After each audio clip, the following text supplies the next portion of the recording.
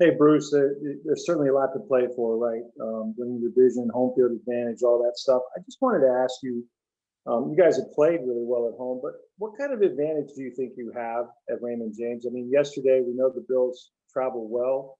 That stadium had almost as much blue as it did red yesterday. So are you getting the home field advantage you would hope at this point?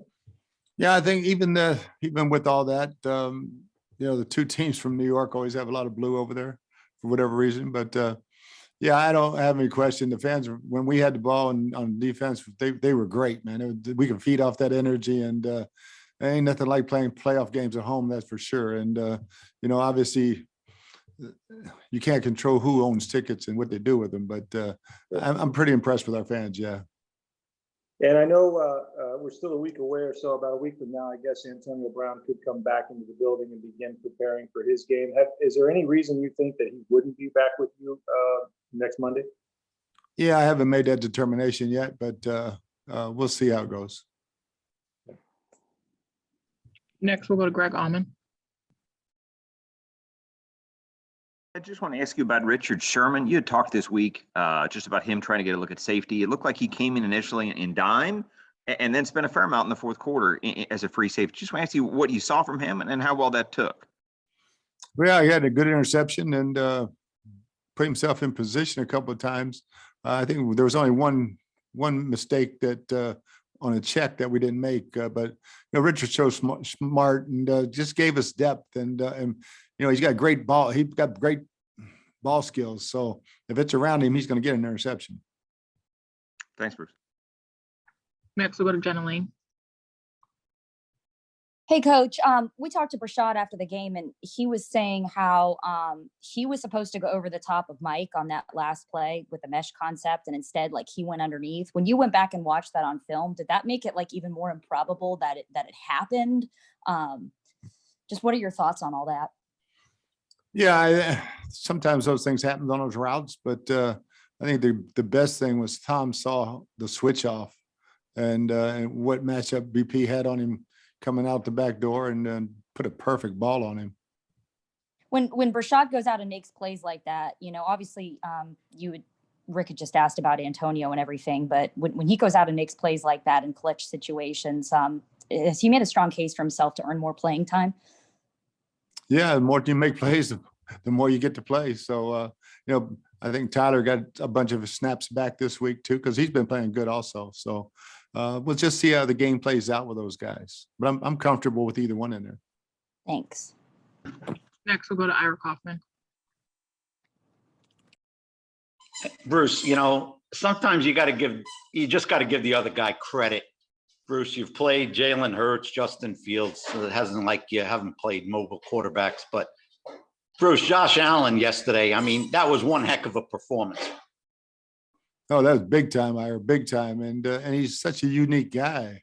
Jalen Hurts, those guys are running read options and stuff. And these are downhill power runs, a la Cam Newton back in his early days. But then Josh is just a tremendous pocket passer. So you got to play pass defense too. And those quarterback runs, they concern me going into that game. And Bruce, talk about, the play with the game on the line was Diggs against Carlton Davis, and you're watching and, you got one timeout left and half a minute left. And talk about that play and no call and how well Davis played against a top flight receiver. Well, I thought Carlton handled his own all day and did a great job in that ball game. And I thought he had good coverage on that play. And, so it's just he's going to be a physical player. And it is, a lot of those sacks are because he's back. We'll go to Scott Reynolds. Hey, Bruce, I wanted to ask you about the quarterback run game yesterday was pretty effective with Josh Allen. I'm sure that Sean Payton and the Saints are looking at that with Taysom Hill. I would suspect you guys are going to get a healthy dose of the quarterback run game next week to prove you can stop it, correct? Ain't no doubt. But there's only one Josh Allen. And but Taysom Hill's pretty good too. he has proved yet that he can stand in the pocket, throw like Josh Allen. So he can play a little bit different defense. Yeah.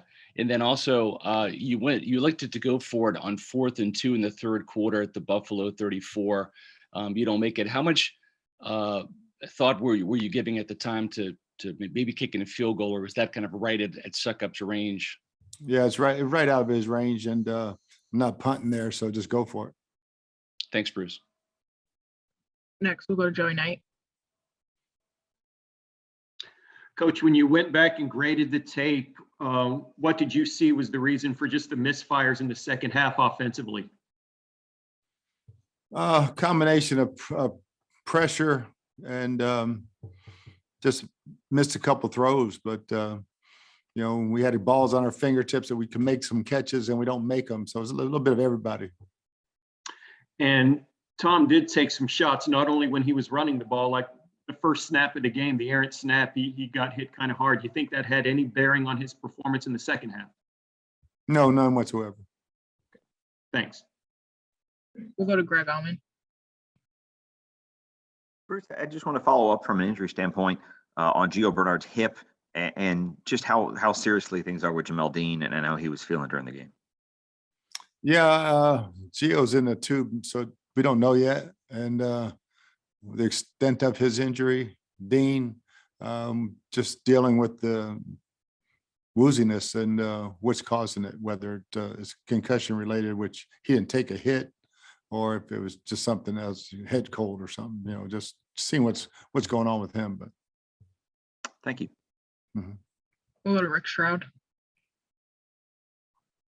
Bruce, it's been a minute since a team in Tampa has won a division. I know you won the Super Bowl. That's the big prize. But given all that's at stake and the fact that you guys haven't beaten New Orleans in the regular season in a while, does it seem appropriate that you get your opportunity against them on Sunday?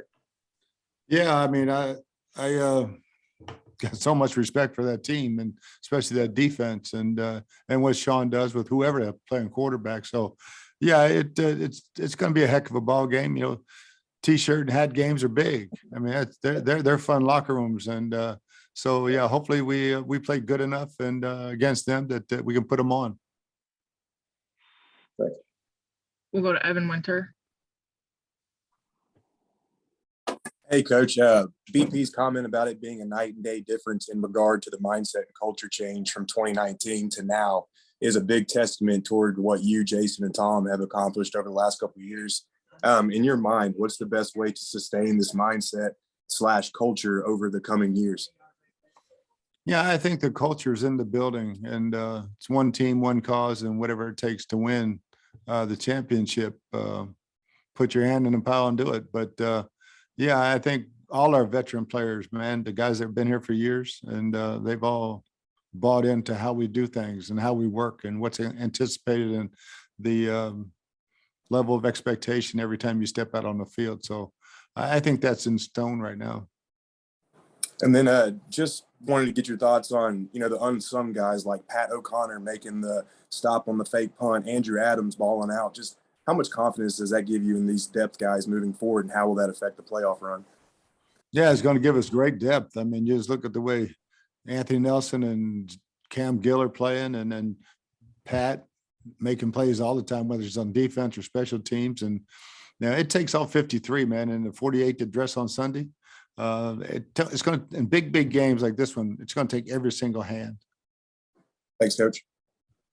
We'll go to Jenna Lane.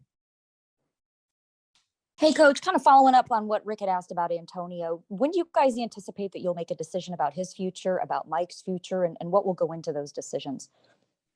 Yeah, we'll talk as an organization, and it's coming up soon. So when we know, we'll let anybody know. And you had mentioned with Jamel that you weren't sure whether the wooziness was like a head cold. I mean, is there a possibility that it could be related to his concussion? I'm sure there's a lot of testing he probably has to undergo. That's what everything's happening today. Yeah. Thank you. We have time for a few more. Next, we'll go to Joey Knight. Coach, since that last Saints game, your penalties have gone way down. I don't think you've been whistled for more than 45 yards in any game since then. I imagine that's not a coincidence. No, it was pointed out clearly and after that ball game, and Same thing a year ago. It takes some time sometimes, but guys realized, pre-snap penalties. We still had 2 last night trying to jump on the pass rush, but yeah, the guys are doing a great job of addressing it. Last question will come from Ira Kaufman.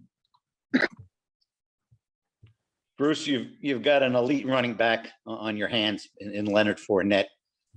He's doing it consistently week in, week out. Bruce, does it seem like forever ago that you had your little chat with Mr. Fournette on the practice field? Yeah, it seems like ages ago. And he's doing a great job getting himself prepared each and every week right now and playing at a high level. All right, that's all we have time for. Appreciate taking the time, Coach. Thanks, guys.